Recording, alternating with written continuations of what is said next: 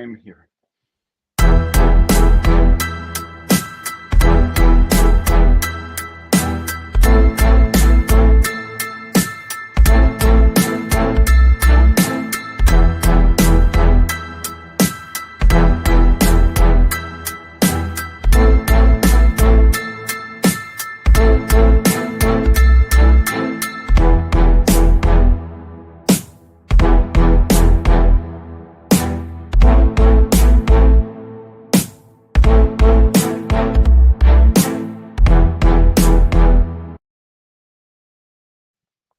Hello, everybody. Good morning, good afternoon, good evening, wherever you are on this lovely planet. And here we go again for the CRMKonvos show. And I'm excited to have our regular visiting guest, Dan Miller, with us today. Hello, Dan. Hey, Ralph. And hello to Thomas, wherever you are. You'll have to clue people in. Geez. And actually, thanks so much for having me on your 300th Jubilee show. I that's quite a milestone, and you guys deserve a lot of credit. So thank you. Thank you for mentioning what I had in my prep for the intro and goofed it completely, such as that over the weekend, I decided it's probably better that you introduce yourself. And yes, one interesting aspect you have mentioned already, it is what Thomas Marshall, may he be on the right place on one of the clouds of heaven and waving towards us, had the idea during the Corona times to create a non-scripted conversation setup. And that became the CRMKonvos. And even that we have the word CRM, which some players developed to CX, or just yesterday to AI, because something sweet became sweet CRM, now is sweet AI.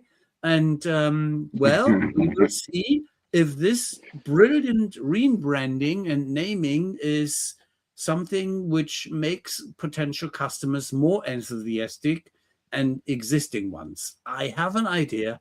Probably we drop on that one again. But today, our core topic is something which made me spinning the wheel and doing some digging, such as virtual conversations between customers and the businesses of their choice, how they influence the CX, is something which made me tick. Why? Because I had those good old days in mind when I still recall that a lot of communication is going through voice channels. And these days we have a lot more of AI and other stuff. So it is quite interesting to see how these things are developing. Now, having said that, I would like to give you a little space to introduce yourself, Dan, as you are, so to say, after my first having you seen virtually on a CRM Players show, I thought, hey, that guy is cool. I'd love to have him on my show as well. So that was one of the triggers and the right topics, AI at that time. And you still were with Opus Research at that time. What are you doing today? Wow, where to begin? So I'm Dan AI now. That was a joke. Okay. No,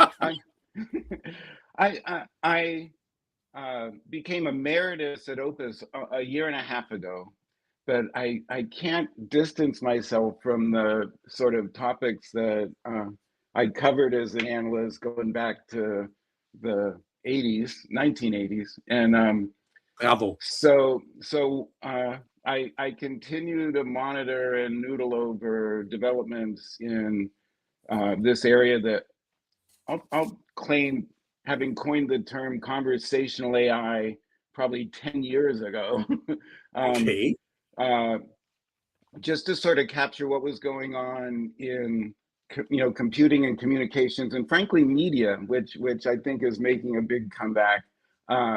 that improve conversations between and among people, between people and computers, and then the computer to computer conversations that take place to just sort of simplify things.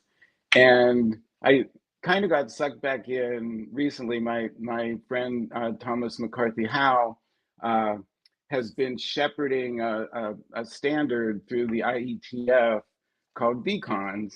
And as I looked at it, I said, wow, here is a core technology.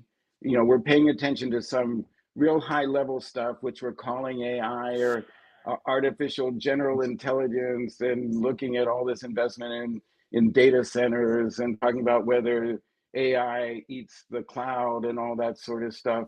But we're neglecting the plumbing that, you know, all the developers these days just sort of take for granted. And, you know, when I started Opus in '86, we were into the clunky contact center mechanic, you know, the ACDs in front of green screen terminals and stuff like that, and the butts and seats. And, you know, I continue watching the evolution of, you know, now it's swarms of agents acting on our own behalf to help us accomplish tasks. And I love that. but yeah, so I'm freely riffing. One thing I have discovered is as an analyst at Opus, I tried to write everything weekly or daily. I, you know, sort of basically keep a journal, and at the end sort of compile stuff and write it. I haven't written anything in months, and it's kind of driving me nuts. So my next task is assigning myself to start writing about this stuff again. But I'm grateful to you because I'll you know, this is calling upon me to sort of organize my thinking when it's really all over the place right now. You know, it's kind of a distraction from all the stuff going on in the world to sort of, you know, 1 minute think about, oh, you know, we were talking about, you know, oh, I just read that Elon Musk is the first person in the world to lose $200 billion on his businesses. And I was contemplating that. And Wow. yeah, just, you know, but it's not relevant to anything that, you know, I would nail to something I'm writing. And, you know, I'm saying, no, I want to get on with Ralph and Thomas and talk about something very specific here. Yeah. vCons and you know, what it is, what the standard is, what it means, and what its potential is in the world of CX, and, you know, where it fits with CRM and contact center technology and all that sort of stuff. So thank Cool. you. We take it from here. Yeah, Such is, exactly. It is fascinating for me that there is an organization called the IETF, where I have not honestly heard of. So please give us a little guidance and frame it for us. What is the IETF? And they do have, like other organizations, some things like chapters or working groups. Yeah. Mm-hmm. Well, yeah. So when people think of standards for, you know, stuff coming out of telecommunications and computing and the internet, they often think of the W3C. So if you hear that there is a generally accepted way of doing things or well-defined details for, you know, email, for websites, HTTP, all that sort of stuff, that's usually over on the W3C side. The Internet Engineering Technical Forum, I probably got it wrong because I just think of it as the IETF, is kind of a more into the guts of the engineering side, ironing out the details of some of the core technologies that make communications and media possible. And I'm not a technician myself. I haven't sat on these committees or anything. I've been sort of an influencer and a contributor, but these are the folks that are doing the legwork that defines the details for how, like I said, what's going on with the plumbing that makes a lot of this possible. And it is done through through working groups, it is a forum itself. So, there's well-defined processes for defining the standards and all the elements of the standards, and then review processes for making them acceptable. So, I want to think, Thomas is one of a dozen, I suppose, folks that have been working on this standard in the IETF. It's been going on for a couple of years that I know of, and it's in the very late stage of defining and acceptance. So it's before the well, this won't mean anything before the upcoming election. We'll definitely have the standard nailed down, but in the meantime, it's far enough along, and there are several use cases and real world implementations of the standard. So it's working, and people are building solutions on it and starting to make money and all that sort of stuff. It's interesting to see that there is somehow something developing which is becoming a standard, like a business card. A business card electronically sent is the so-called V-card. So we have the opportunity that there is something created out of some existing stuff where we can get something new on. Now, as we are a non-scripted conversation, I would like to play a bit with what we have prepared together with, in German, the Heinzelmännchen von Köln, the elves from Cologne, did help me with, such as I asked some of them about virtual conversations, what are their ideas about this. So I would like to have a startup we have had recordings and transcripts for years. It's like AI. It's nothing new. It is existing, but it's getting better. It's getting more useful.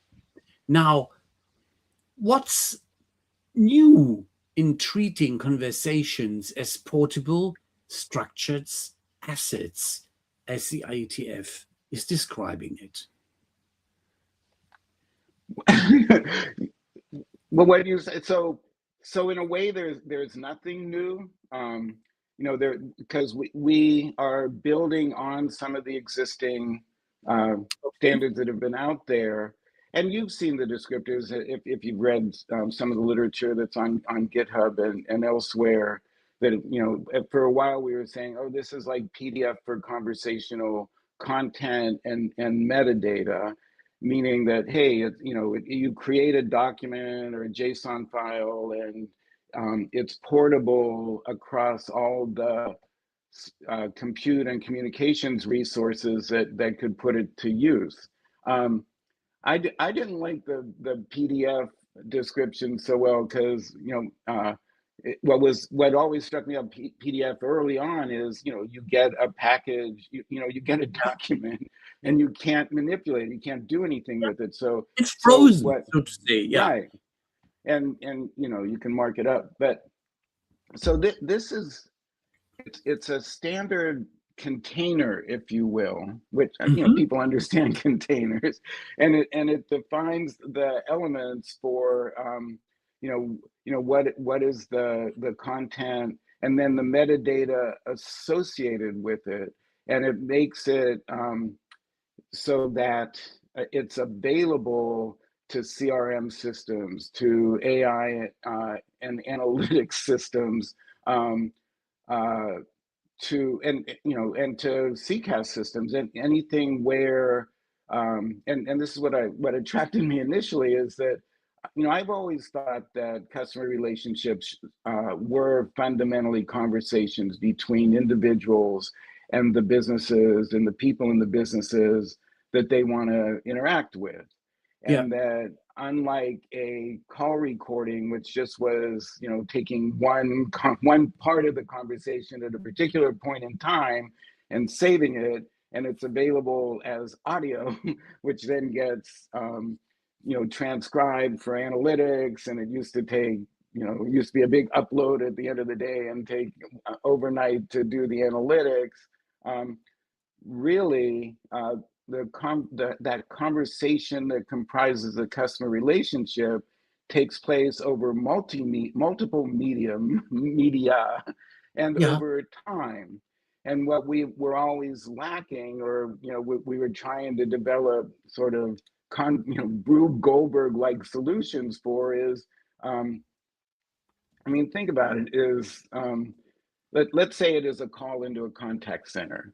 And back in the day, it would get delivered with the originating number, and then there'd be a look, and well, this is still going on. There'd be a lookup of that number to associate it with you, and then it would say, "Oh, what do we know about this person?" And you could populate a screen or a screen pop or whatever, and you're trying to deliver the stream simultaneously with information about that stream. And that's what made call centers kind of efficient and important and sort of best case personalized. But think about a sort of means for doing that conversation that it would recognize that, hey, part of the conversation just took place over chat.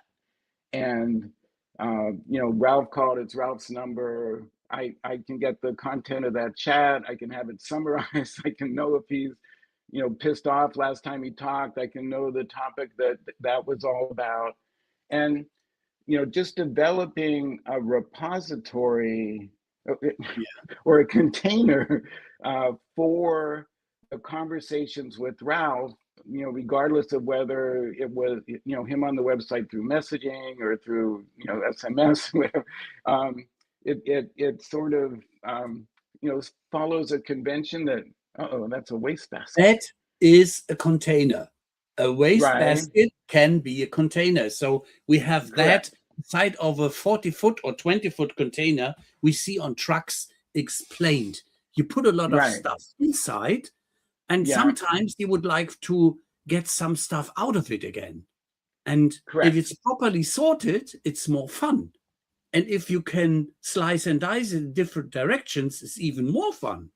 Now, that comes to that you used a picture, a conversation graph, as a guide to visualize for a lot of people. They all knew their Excel graphs, and in multi-dimensions that could get very interesting. Can you give us some more beef on why you love the view as on the concept of the conversation graph in the context with virtual conversations?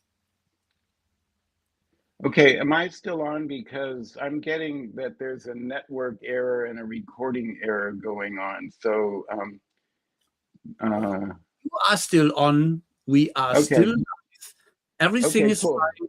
And just why I showed up the waste bin was that I wanted to put a foot on the brake, such as, okay, now we have a network error, and that network error gets my guest a bit out of the line. So he will be adding, and here we go again. And there he is on a different position. So now you see the multi-channel approach.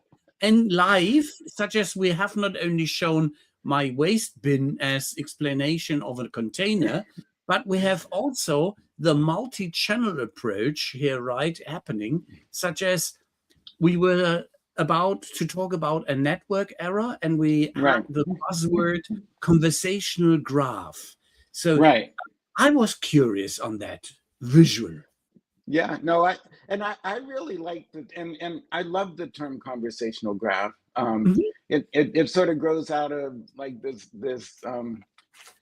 neural networking sort of knowledge graph that's coming out, where there's just a bunch of nodes that, that are the people involved, that are the ideas that they have, the resources they're using, and the fact that we have a standardized container and the ability to categorize what's in that container, that acknowledges that conversation that happens across time, across multiple media, across topics, among companies, that has been anticipated, so that and what I think is really important as well, because I'm a big believer, not so much in B2C relationships. Is like, what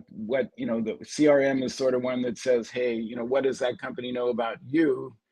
I like the C2B, the customer to business way of thinking about it. So one of the important things in the conversation graph is my ability to put some instructions in there to express my preferences. It's really relevant in this privacy discussion, and this gets really interesting as AI agents are among the people you're talking to, and in a context where the content of the conversations that I originate innocently they can be used for training the AI on future conversations, and sometimes I think that's okay, and sometimes I'd like to say, hey, for the purposes of if you're going to share this with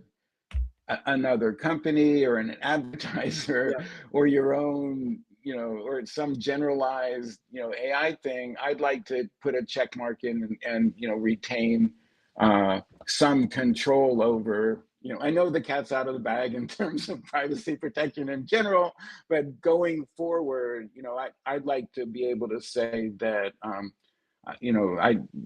it's just like the disclosure things when you go to a website where it says we use cookies and you say no, and that sort of stuff. So what I was wondering then is that by describing this, it comes to my mind that those which train with our knowledge, our language, our thoughts, our intellectual properties, so to say, their engines and their AI systems just forgot to give us a bit of their money back, such as to have us benefit from all that fantastic opportunities. And that is a missing link for me. Well,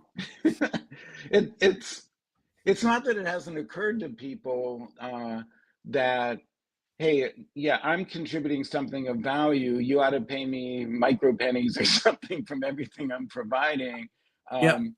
But it's never happened. It's always been possible. And some of it,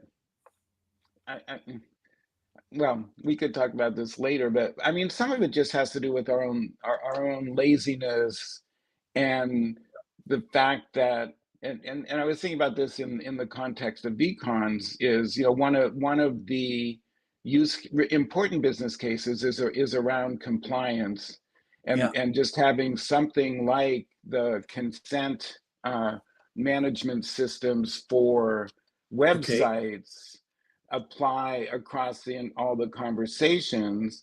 And then when you go to extend it to the next obvious thing is okay, I know I gave consent, but I just read my local California law, and I have the right to call you up, pharmaceutical company, or what's funny is I think what destroyed our connection was that I had an incoming call from Walgreens. They're sabotaging this thing. But if I want to call up Walgreens and say everything, all our conversations, I have the right to be forgotten. I want you to identify what I've said and then tell me what it is and then throw it all out. I think retroactively, they probably don't have the capability to do that. but something like vCons makes it possible to say, okay, I have a container for all the conversations with Dan. Sometimes he comes in through the website, sometimes he comes into our store, blah, blah, blah. Yeah. Next time he calls and says, hey, they don't have the right to know I have migraines and I'm buying migraine medicine and I don't want the ads about, alternatives and all that. Throw it out. Chances, a vCon that has my instructions and the content, and that is an important tool, and it's not just for the right to be forgotten. When you start thinking about it, and this is the business case that gets kind of interesting, is compliance in general and the conduct of live agents and AI agents within the bounds of, well, we all know scripts are dead, right? But, in the first 7 minutes, you're supposed to say, say what, blah, blah, blah. You can you can pull out the content of the conversations. You can see if the agents are complying with company policy, with regulations and that sort of thing, and begin that whole quality assurance or compliance assurance process. This is an improved way of doing that. Is the virtual conversation probably the missing context layer that makes agentic customer experience scalable and audible? Yes. I mean, ideally, yes. Yeah. Good.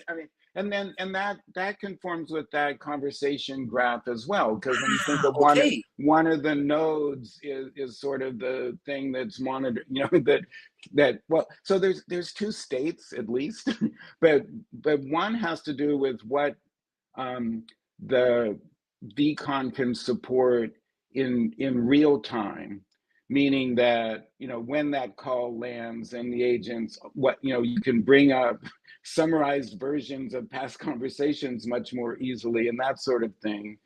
The other is post, not just the post call analysis, but sort of AI is, if you aggregate and think of well, okay, so the real world use cases that I've seen, Strolid is one of the company. Well, Thomas works for Strolid, but now, and I'm working with a company called vConic that spun out of Strolid. They're like the back office for automobile dealerships, and when you think about the conversations between prospective auto buyers or auto buyers that have bought cars, therefore owners, and they're on a whole nother, maintenance sort of thing. The idea of capturing that conversation throughout a customer's life cycle, and having them, and then having either the sales manager or the service manager, just sort of say, oh, when was the last time so-and-so called? What did they call about?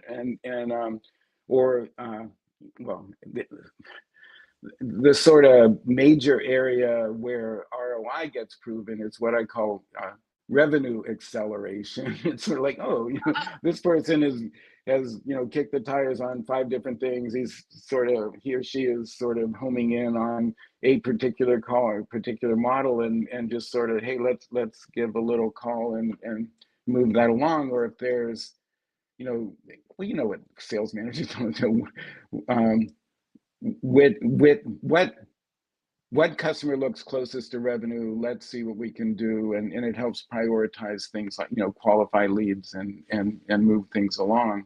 That gets kind of interesting, and a vCon is a nice core element to the foundational technology to do that.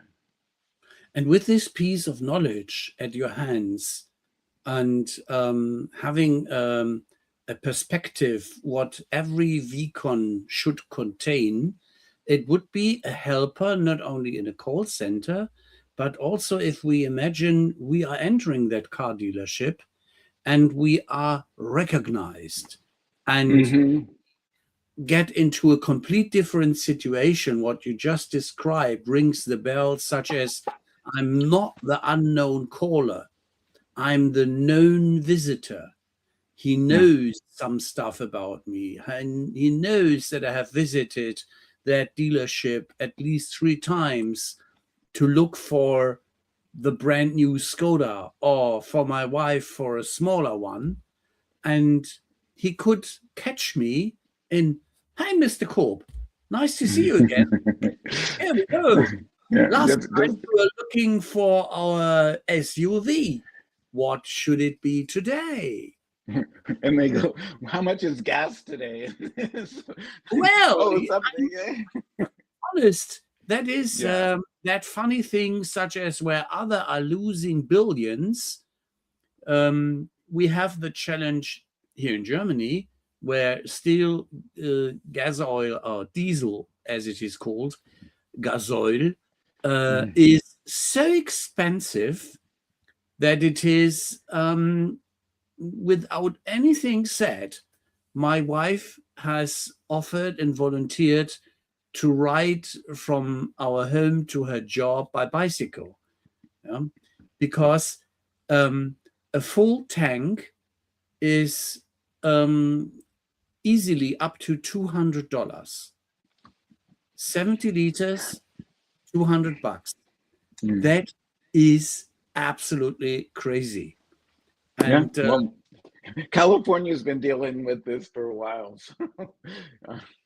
Yeah, well, that is a reason why I am enthusiastic that a lot of the car dealerships will offer different products soon.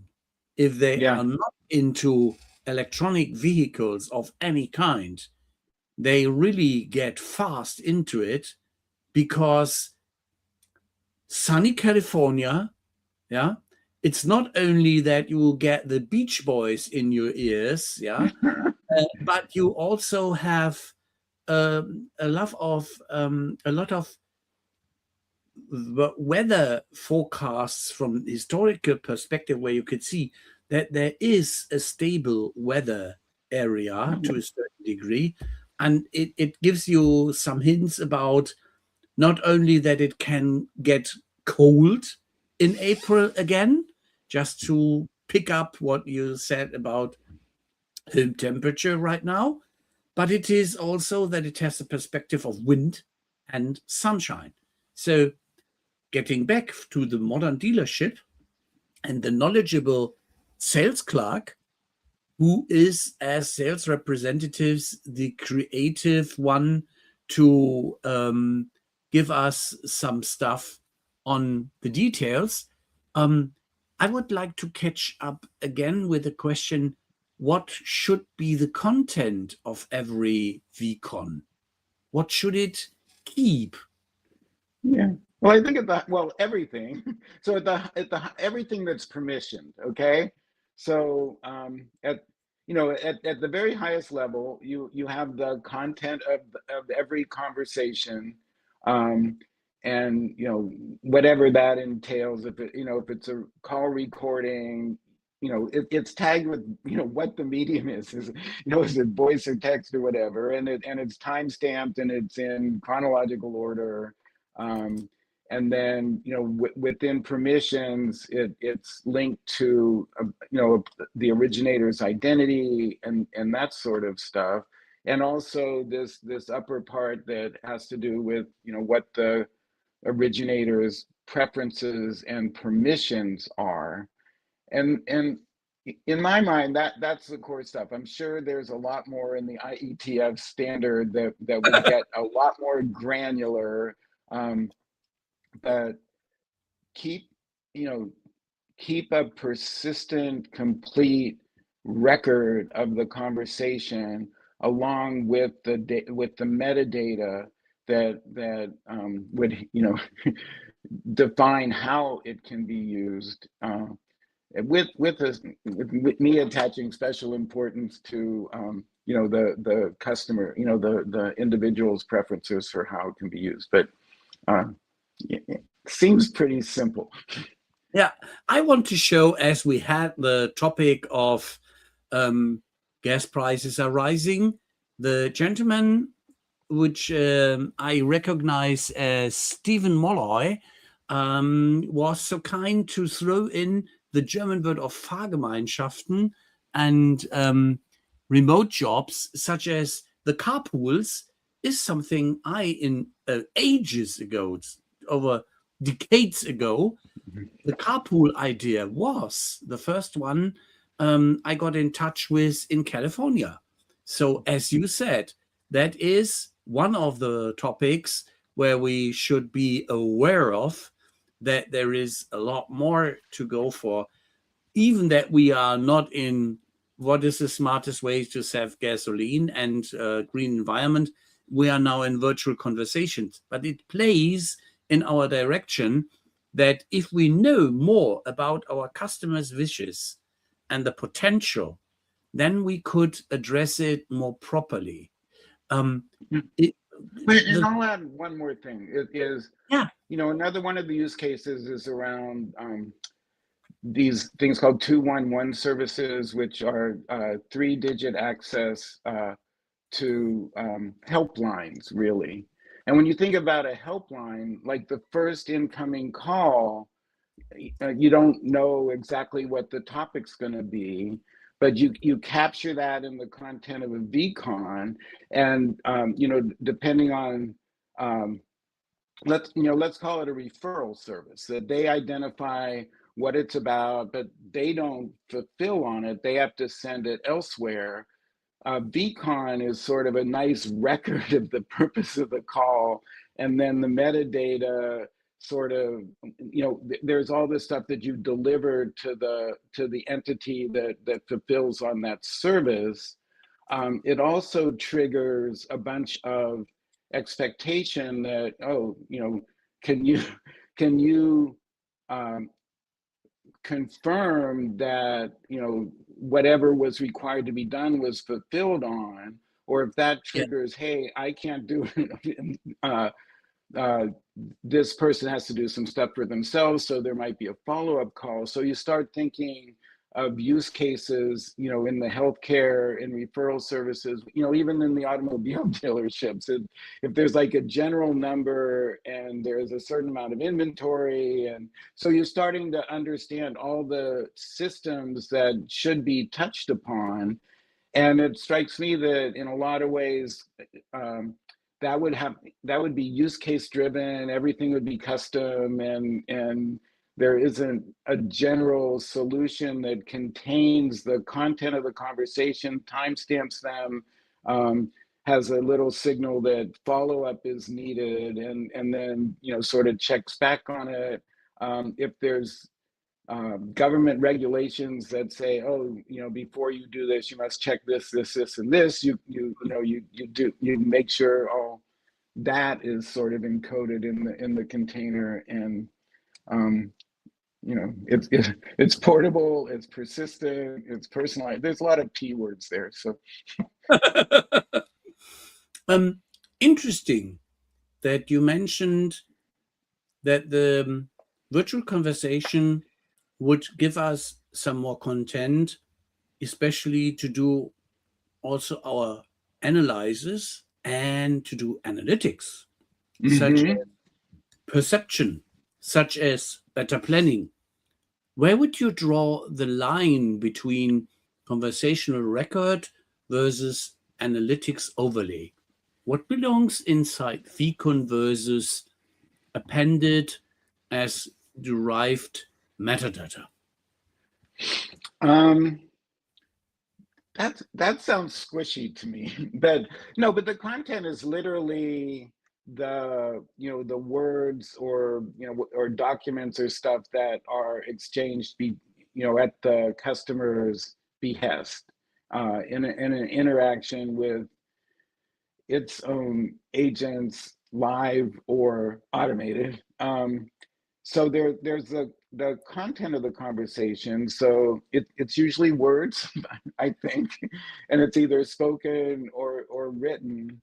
And then in the context of how you do analytics, and analytics is moving to, AI-based queries and prompts Yeah. and that sort of thing. Part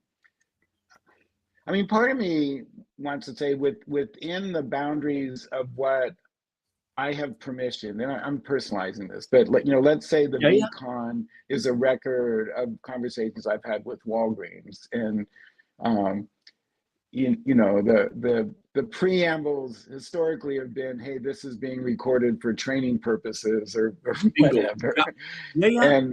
And like it or not, I've permissioned them to record it. And training used to mean training, the live agents to hit their marks on certain things. And now training can mean, hey, I captured this for the purposes of training an AI. That's evolving, but the general rule has to be what is eligible, that I should be able to say, hey, I don't want this to be used for training purposes, and that's when you draw a hard line. But if I think I got lost again. Oh, I'm back. We wait for the minute when the screen will vanish for a minute, and we keep optimistic. Okay, am I back now? You are still there. Yes. You Okay. haven't been absent, so don't But worry. now I lost my train of thought. That's one of the things in retirement, is that I have a attention span of a gnat all of a sudden. But I think all our brains are being conditioned by interruptions, if you will. But actually, that might be relevant for what you're asking. So unfortunately, absent my putting a restriction on what's fair game for training purposes, this stuff is being stored. It is persistent. I would have to educate myself to say, okay, I want to put a boundary around, what can and cannot be subjected to post-call. But that's no different from a non-vCon world.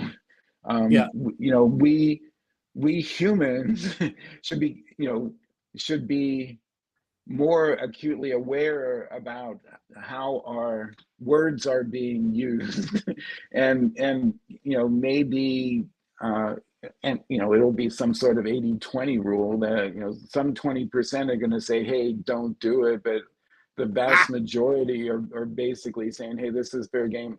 I think I'll get better service if I'm allowing some analytic thing to go through and see what my intent really was.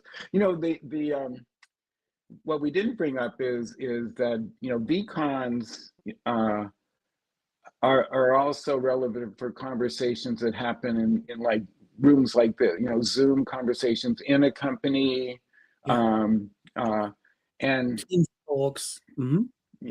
So one of the things I discovered about, whether it's Zoom or any of these things that have the summarizer, the assistant sitting and listening to everything and then summarizing it, is it tells me, because I blather at the end, it sort of says, and Dan Miller said this, and it like outlines very specifically the points that I made, and that's sort of a service. So if you sort of put it in a vCons context, there'll be the ability to listen to the whole damn thing over time and come back and say, oh, this was Dan's intent, or this person said this at this point in time, and you guys haven't done anything about it, so pay some attention here. So there is I know you were asking what was fair game and what wasn't, and that's sort of under our control. And if you're an optimist, if you're an AI optimist, you say, hey,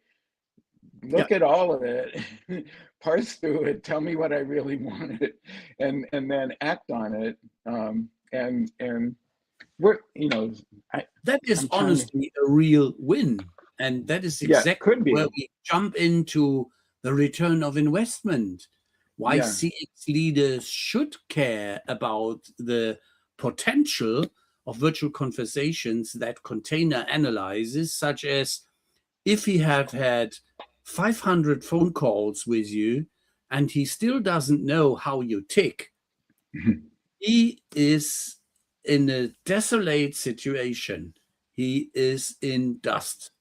He has trouble because he will not know what you really want from him. And that is exactly where you mentioned the magic, such as now he has that opportunity, because it could summarize, it could extract the real beef, such as then wants a new blanket, then wants a portable system, then wants some more sunshine, then is open for, let's say, adventures with the family in Tahiti. And we know already which captain could rent us a catamaran over there in Papiti. Yeah. So ROI, and what are the first business cases to be found where you said, from your expectation and from your experience and from your analysis, where is there already a potential for return on invest? So I am going to use that term, revenue acceleration. I'm fine with revenue acceleration instead of ROI. Yeah. No. Well, revenue is the R of ROI. Okay. So the delta in having faster close and faster closure of sales of it's a classic why have companies invested in analytics in general, and the early ones are always retention, customer retention, and that sort of starts with detection of disgruntled customers and that sort of thing. But the revenue acceleration in this case was, I used the auto dealership example, but sort of detecting who's close to buying and moving them even closer. Yeah. And then this is a weird use case that I know this is another optimistic use case, but one to be very mindful of is in that consent management area, because failure to comply with the strictures and things like GDPR, or the California Privacy Act, and those entail fines now, and sort of a fine prevention strategy does amount to, if you invest in this to prevent this loss, that's kind of the same as ROI. So I expect to see activity there. And then another outgrowth of the retention sort of thing is what I was describing before, is sort of in healthcare, in this service providers sort of world where there's an ongoing relationship, and this was the importance of vCons being about those conversations that span through times. Sometimes it's like a flavor of retention, but it's failure to fulfill on commitments for long-term customers, clients, patients, go down the list.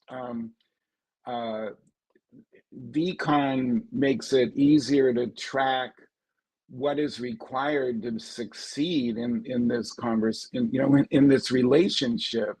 And that's really, really important. And I don't know. I think there's ways to do the math to show the ROI on sure. fulfilled. Yeah. So those I think are big three. And you touched another interesting thing. You compared the usability from channels to conversations with the not an aphorism, but you used a visual, the deer in the headlights example. and how standards simplify vendor decisions.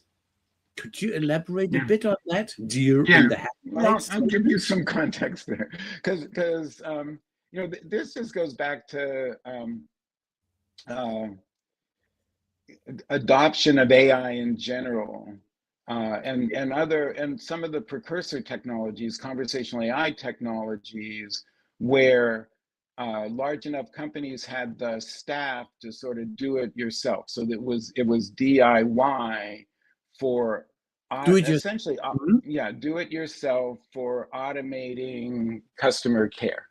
And you know, there were solutions off the shelf, but there was always, you know, there's other compelling factors, like you don't want to throw stuff out if it's working. So companies would tend to build on existing solutions that work, but they want to bring in new technologies Yeah. that improve upon the stuff that's working. And those tended to be one first, because everybody, you know, would have like that obscure, like some box in a room with no lights that works just fine and what it answers the phone and does what it's supposed to do. I don't want to touch that thing, but they want to add AI or whatever. But that's where DI, you know, when you know, and this was 2.5 years ago, I was thinking about this when ChatGPT was exposed and people said, you know, I want that, and then didn't really know what what restrictions or what guidance to give your general employees on how to incorporate AI into their workflows and all that sort of stuff. It went from DIY to deer in headlights, and there was, you know, at that point in time, I was just sort of saying, hey, give it a year and a half Yeah. to sort of figure out where it's going to have the biggest impact. Where vCon, or the establishments of standards for handling the content of these asynchronous conversations with customers and employees, fits in there, is there's less, you know, you want to minimize uncertainty, and there's less uncertainty if Yeah. you say, hey, you can adhere, or you can license our, you know, in vConic's world, it's conserver, and conserver is the mechanism for carrying the content of conversations along with its metadata across all those systems that and operations area, where, you know, you do want a standardized way of being able to store it, to query it, to understand what the you know, requirements are for it, both expressed by the customer and by regulation and by company policy. How is your thought about the perspective of, with more smarter AI tools, we get a real opportunity of co-working, such as co-working with AI, vCons as memory for agentic workflows. Yeah. Yes, It's sort of, not too stupid, yeah? no, you're talking about the unavoidable, really, because each one of Woo! us, well, each one of us are going to figure out what our ideal relationship is with some Yeah, AI assistant. I forgot the name of it. My friend sent me an invitation to use 18 Pine. I don't know. Pine AI is okay. apparently a service that, like you, like it said, oh, you know, just try it. And so Mhm. one of the publications that or that I subscribed to raised its monthly fee from $38 to $42, and I was thinking, I don't get $42 value out of this, but I can't find anywhere to call to sort of say, hey, what's the better deal, blah, blah, blah. And that's explicitly what this Pine AI, as an AI fueled entity, offers to do, is, you know, just tell it your your username and your address and what you don't like about it, and it'll go get you a better deal. It hasn't happened yet, but we Wow. had it happen. Yeah. That is But that, smart, and that is beneficial to a lot of real customers in the right. B2C world, such as the C2B, such as I want to get rid of my subscription. What do I have to tell them that I get rid of it?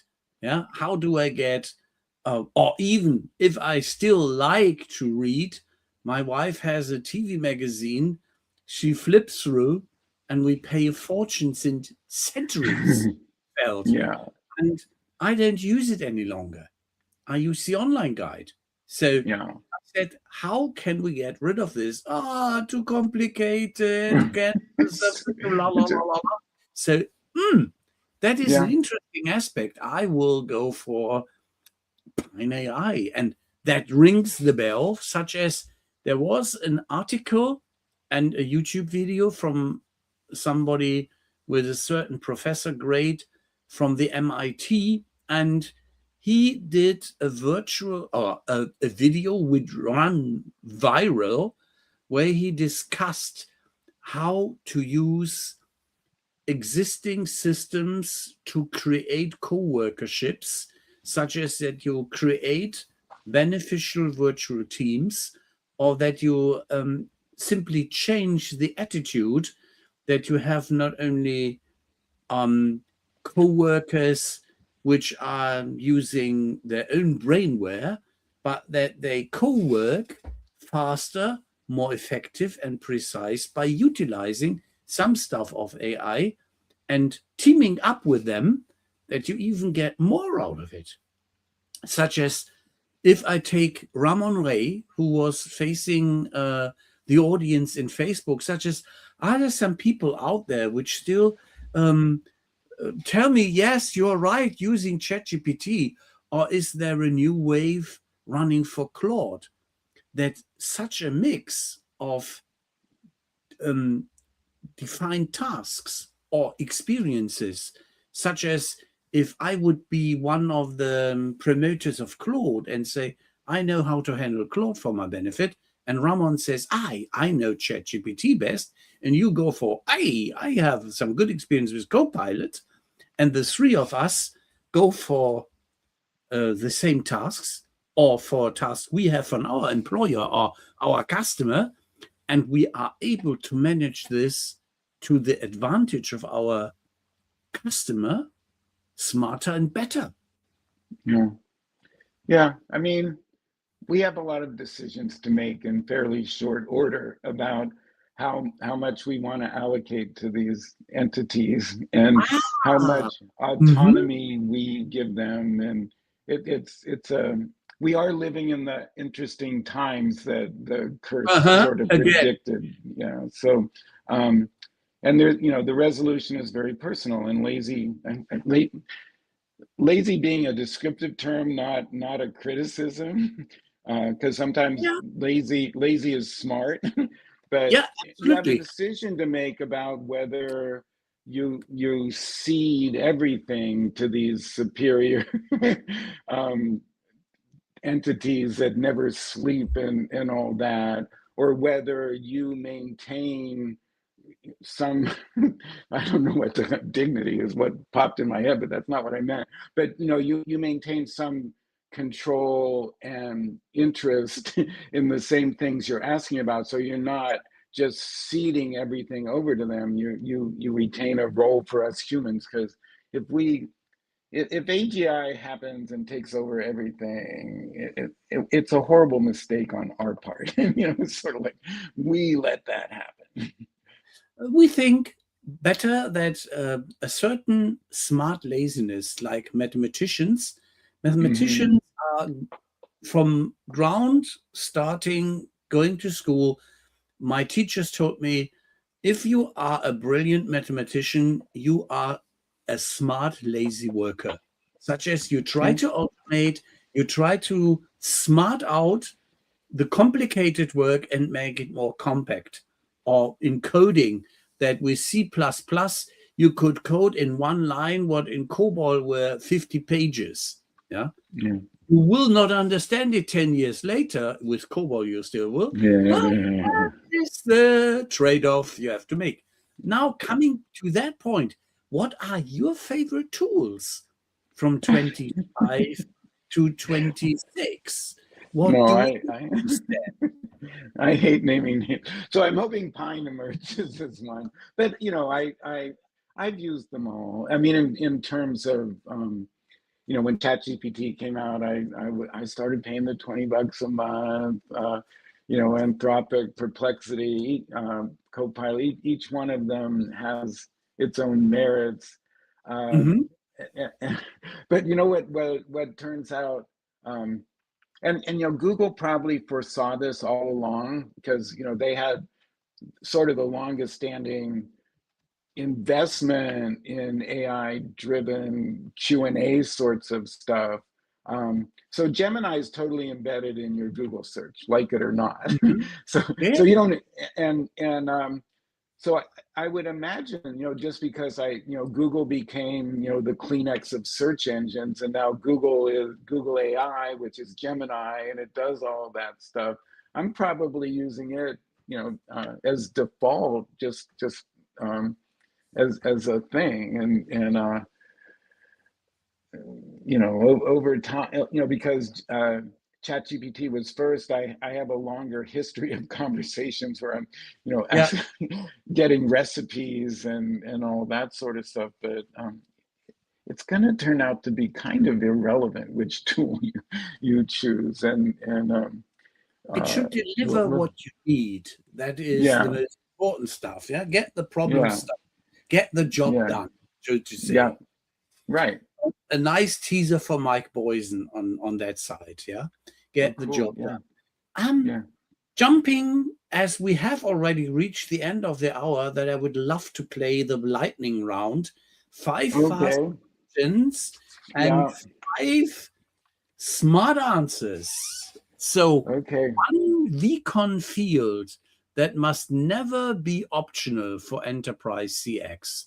What is your That first guess? Yeah, no, it's a user preference. You know, the user preference, you know, regarding privacy, regarding and how uh, the conversation can be used. Okay.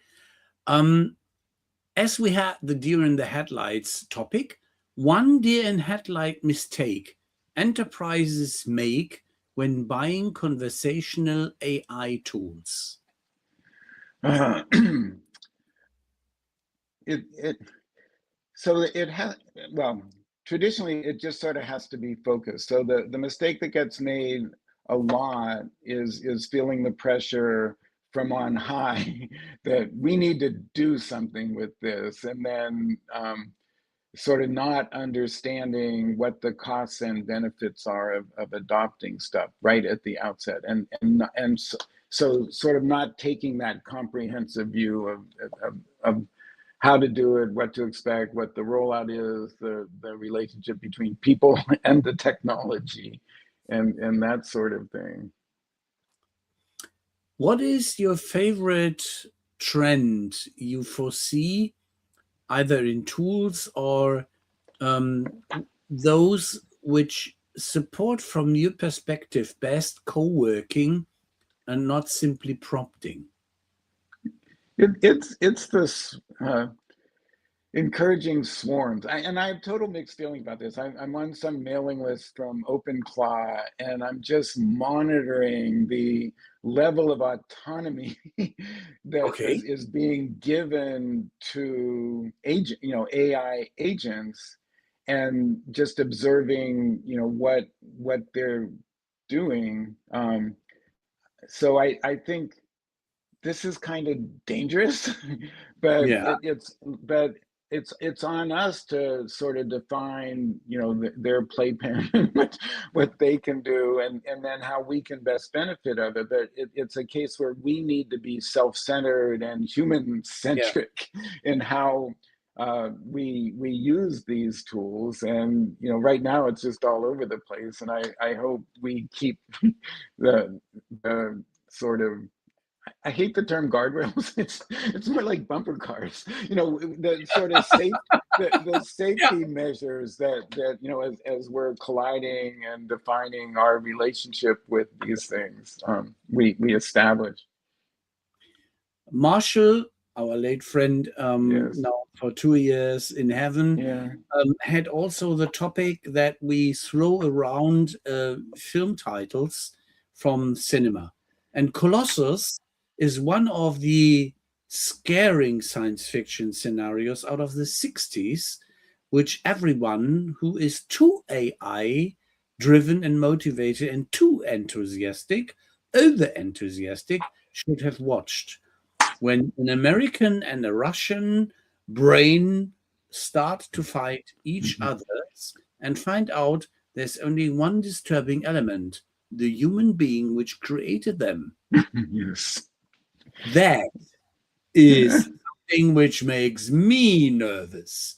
Now, if you could mandate one buyer requirement, open vCon export, signing temper evidence, consent metadata, or control plane ownership, which one would it be? Whoa, you rattled that off so fast. I'm easy. I'm 66, and I respect that I am a slow thinker. So I rephrase it. If you could mandate one buyer requirement, and now comes the list: open vCon export, or signing temper evidence, or consent metadata, or control plane ownership, which one would it be you would mandate for? Wow. I'll go with constant metadata. But in the context of that conversation graph, that's where it kind of lives. Okay. I thought you were going to ask something about what movie, because I just went to see something called the AI doc, which I do recommend to everybody. It's and he coined a phrase which now I've forgotten, but it's the apocalyptic something or other. But it's about this, does AI represent a certain doom, the apocalypse, or is it the opportunity to do all the things that the good stuff that people are promising about, making us more efficient, discovering new medicines, new materials, all that sort of stuff. And the premise is you can maintain both of those views at the same time, but there's a lot of trust involved. So I endorse it in theaters and wish us luck. That is a fantastic wrap up and closing. So thank you very much, Dan. Well, thanks for having me, and congrats on the 300. That's really cool. And thank you. Carry on. Yeah. That's our CRMKonvos for today. This hour was a fast one. And to our guests, which have been, thank you very much with being with us this week. And we still have guests with us, Dan, I can convince you. We started with the 50, and some of them were just the friendly gamer audience, which were wondering where they just dropped in. And those Twitch users we left off, but still the gentleman who is enjoying Billy Malloy or Stephen Malloy, his dinner now, zapped through the channels and started and jumped in.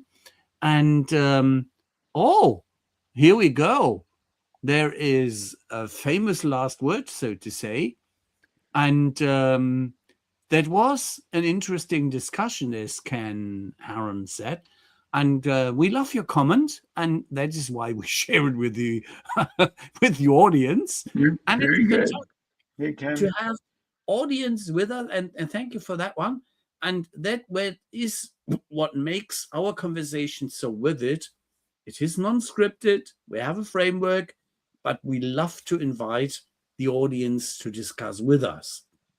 Now, Next time, if you throw in a comment can a bit earlier, we love to discuss your point of view and get it added on. And we will have some time off. Next week, I'm on Hanover Manufacturing and Industrial Fair. So as Thomas is still on Tahiti, I will use the opportunity to create some mindset and collect some ideas when we will tune in and ask you to tune in, and we will deliver the next show on the 28th of April. After that show, when we would like to dive into CX, new perspectives with call center layers, AI, and recent further trends with our well-known guest, Dr. G, Graham Hill. And we will have a good starting point in adding again what I could collect on impressions on the Hanover Fair and how they are treating AI for the benefits of the industrial users and where we as consumers might have some benefits of. Then we will go backstage, and thank you very much for your time and for your enthusiastic edutainment statements. Thank you. This is fun.